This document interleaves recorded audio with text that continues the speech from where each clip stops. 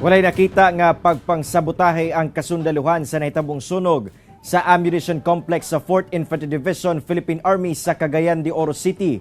Samtang pipila sa mga apektadong residente ang nagpabilin pa sa evacuation center. Ani ang report.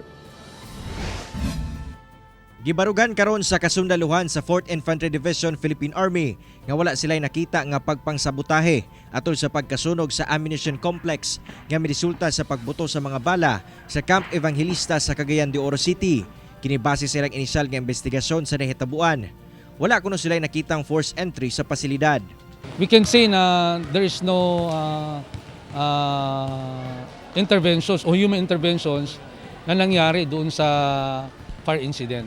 That's based on the testimonies and the evidence that we have right now. At yun nga po, if there's a possibility of whatever na mga circumstances, that will be subject for the investigation na gagawin po natin after yung proseso ng soaking and cooling off.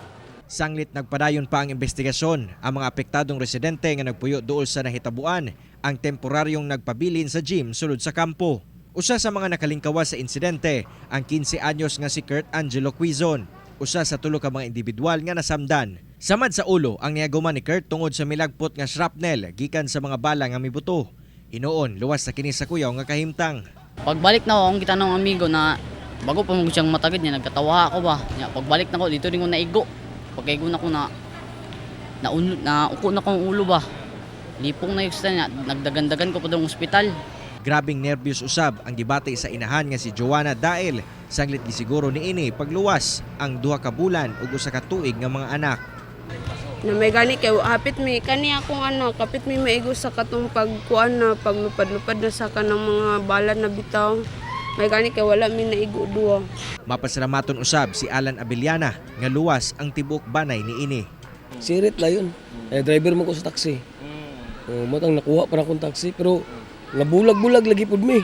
Nabulag kani ang nabulag nako katong dalaga nako. Dito namin nakita sa Mendoza compound. Patag. Pangitaay. Oh, grabe lakan ako kay abi na ko nabilin to. Kusog biya kay buto. Dili maubos nga to sa 20 ka magbanay nga naa karon dinhi sulod sa gymnasium sa 4th Infantry Division Philippine Army nga maoy nahimong evacuation center karon. Labi pa nga dili pa masigurado kung luwas ba nga mouli sa ilahang mga panimalay. Anaasab ang mga military nurses sa mong evacuation center aron sutaon ang kahimtang sa mga bakwit.